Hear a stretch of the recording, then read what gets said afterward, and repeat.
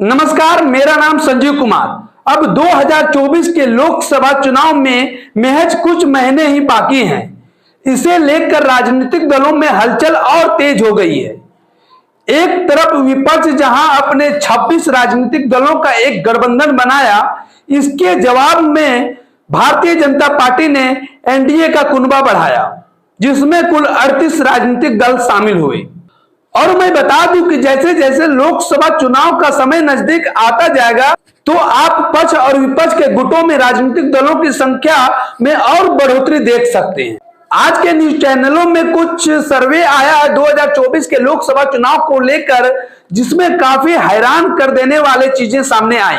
मैं बता दूं, यदि ये सर्वे सच होता है तो भाजपा की भी स्थिति कुछ सही नहीं लग रहा है। भाजपा के नेता जो विपक्ष को और राहुल गांधी को खास करके हल्के में ले रहे थे, इस सर्वे सबकी आंखें चौंधिया देने वाली सर्वे आई है, जिसमें भाजपा के नेताओं का नींद भी उड़ सकता है। इस सर्वे में जो आंकड़े दिखाए गए हैं दोस्तों, उसमें कुछ राज्य ऐसे हैं जिसमें 2019 का लोकसभा चुनाव का परिणाम और 2024 के लोकसभा चुनाव में जो परिणाम में कोई अंतर नहीं दिखाई दे रहा है। वैसे राज्य हैं उत्तराखंड, हिमाचल प्रदेश, छत्तीसगढ़, गोवा, केरल, आंध्र प्रदेश, तेलंगाना, उड़ीसा, सिक्किम, अरुणाचल प्रदेश, नागालैंड, मिजोरम, मेघालय और त्रिपुरा। कुछ ऐसे राज्य हैं जहां पर जो 2019 का परिणाम रहा था, उसी से मिलता जुलता परिणाम 2024 के लोकसभा चुनाव में भी आ सकता है। लेकिन जिन राज्यों में 2019 का परिणाम 2024 में बदल सकता है, वो राज्य ऐसे हैं दोस्तों जो केंद्र में सरकार को बदलने की क्षमता रखती है, जिसकी चर्चा मैं बारी बारी से करता हूं। पहला आप ले लें उत्तर प्रदेश, क्योंकि उत्तर प्रदेश एक ऐसा राज्य है जो पूरे देश में सबसे अधिक लोकसभा सीट अपने पास रखे हुई है। कि उत्तर प्रदेश में कुल 80 लोकसभा सीट है, जिसमें से भाजपा के पक्ष में 2019 में 64 सीटें आई थी। लेकिन इस सर्वे में जो उत्तर प्रदेश का आंकड़ा दिखा रहा है, वो विपक्ष का नींद उड़ा सकता है। इस सर्वे का कहना है कि अभी चुनाव हो जाए तो उत्तर प्रदेश में भाजपा 70 से भी अधिक सीटें पर जीत दर्ज कर सकती है। अब मैं बात करता हूं उत्तर प्रदेश के पड़ोसी राज्य बिहार की, क्योंकि बिहार में भी 40 लोकसभा सीट है, जो अपने आप में काफी मायने रखता है। और बिहार में पिछले कुछ दिनों में इतनी राजनीतिक हलचल देखने को मिली, जिसमें सत्ता पक्ष के साथ साथ विपक्ष का भी नींद हराम है। पहले तो नीतीश कुमार पाला बदलते हैं और कई राजनीतिक दल इधर से उधर होते हैं, साथ ही साथ कई नेता भी अपने पाला बदल लेते हैं। अभी जो इस सर्वे के अनुसार जो दिखा रहा है बिहार में, उसमें भाजपा के लिए खतरे की घंटी से कम नहीं है। मैं बता दूं कि बिहार में जो 40 लोकसभा सीट है, उसमें 2019 में भाजपा ने एक प्रकार से क्लीन स्वीप किया था। यहां 40 में 39 सीटें भाजपा के खेमे में गई थी, यानी कि भाजपा और उनके सहयोगी दल जदयू के खेमे में। लेकिन 2024 के लोकसभा चुनाव का जो परिणाम आएगा इस सर्वे के अनुसार, उसमें भाजपा की नींद उड़ सकती है।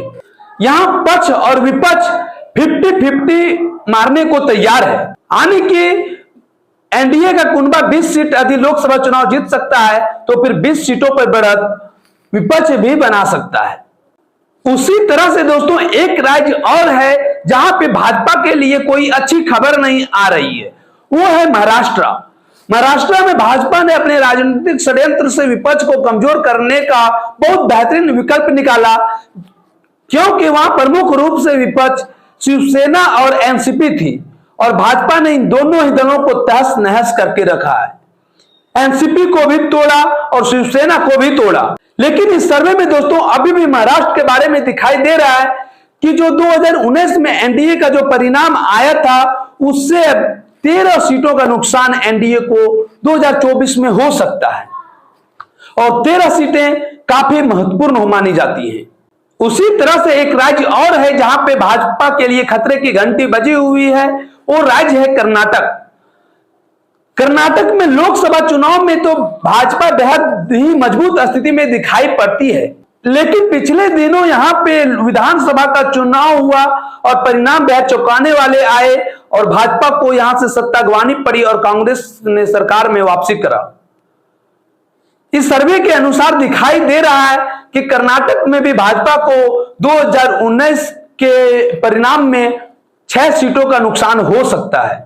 उसी तरह दोस्तों एक राज्य और है जहां पे भाजपा को मायूस होना पड़ेगा, वो राज्य पश्चिम बंगाल है, क्योंकि पश्चिम बंगाल में यदि कांग्रेस, टीएमसी और लेफ्ट की पार्टी यदि अलग अलग चुनाव लड़े तो शायद भाजपा को कुछ फायदा और होता।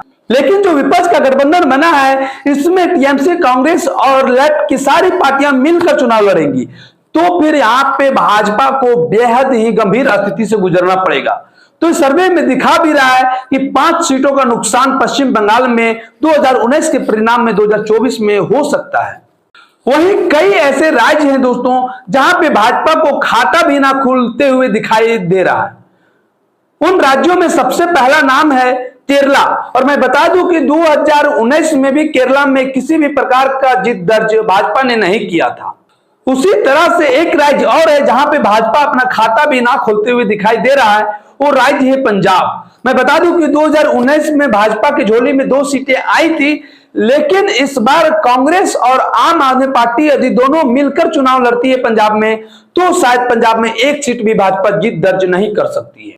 उसी प्रकार से मणिपुर की जो अब स्थिति है उसमें मणिपुर की जनता भाजपा से अच्छा खासा नाराज चल रहे हैं और इस सर्वे के अनुसार दिखाई भी दे रहा है कि भाजपा मणिपुर में चुनाव हार सकती है लोकसभा चुनाव में। खैर मणिपुर का लोकसभा सीट बहुत ज्यादा मायने नहीं रखता है, क्योंकि मणिपुर में केवल 2 ही लोकसभा सीट है, जिसमें से 1 सीट 2019 में भाजपा ने जीता था, वो सीट भी भाजपा गवाते हुए 2024 में दिख रहा है। हरियाणा, राजस्थान और एमपी, ये 3 ऐसे राज्य हैं, यहां से भी भाजपा को मायूस होना पड़ेगा। आने के कुछ ऐसे सीट हैं जहां पे भाजपा तीनों ही राज्यों में अपना गवा रही है। मैं बता दूं कि पिछली बार 2019 में हरियाणा में 10 सीटों पर भाजपा ने जीत दर्ज किया था, लेकिन इस ताजा सर्वे के अनुसार दिखाई दे रहा है कि हरियाणा में भाजपा 8 सीटों पर जीत दर्ज कर सकती है, यानी कि यहां भी 2 सीटें नुकसान हो सकती है। उसी प्रकार से मध्य प्रदेश में दोस्तों, क्योंकि यहां पे 29 सीटों में 2019 में भाजपा 28 सीटों पर जीत दर्ज की थी, यानी कि कह सकते हैं एक प्रकार से भाजपा ने मध्य प्रदेश में क्लीन स्वीप मारा था। लेकिन इस बार भी भाजपा को मध्य प्रदेश में नुकसान हो सकता है और 4 सीटें गंवा सकती है, यानी कि भाजपा यहां पे केवल 24 सीटें ही जीत सकती है।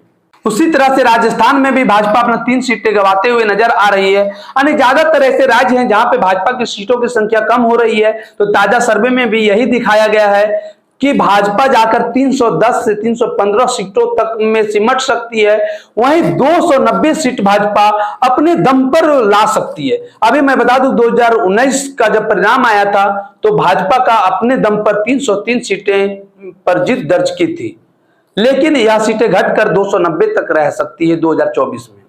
वहीं विपक्ष 2019 की तुलना में 2024 में काफी अच्छा प्रदर्शन कर सकता है, लेकिन इतना भी अच्छा प्रदर्शन नहीं कर सकता है कि वो 2024 में फिर से सरकार में वापसी कर सके।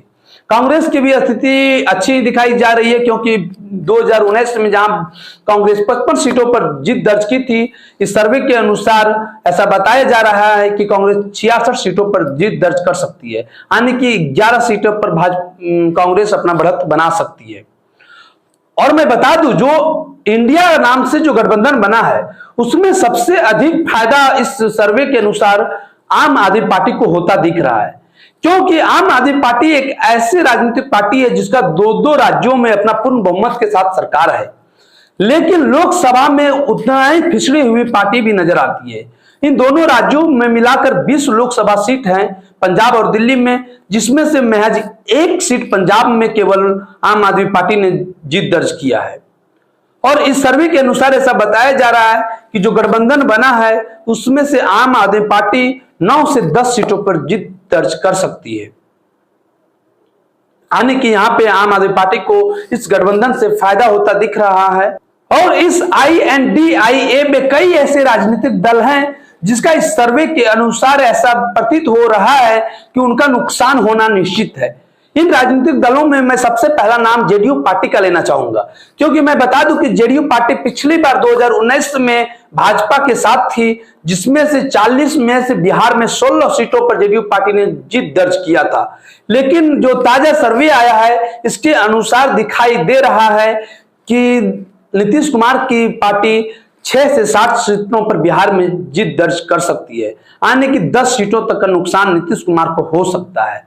वहीं नीतीश कुमार के सहयोगी अभी जो लालू यादव हैं, उनकी राजनीतिक दल राजद पार्टी को 6 से 7 सीटों का फायदा होता भी दिखाई दे रहा है। आने की आप कह सकते हैं कि 2024 में भी आएगा तो मोदी ही, लेकिन जो 2019 में जो परिणाम था उसकी तुलना में 2024 में भाजपा सहित एनडीए कुनबा का लोकसभा सीट घट सकता है।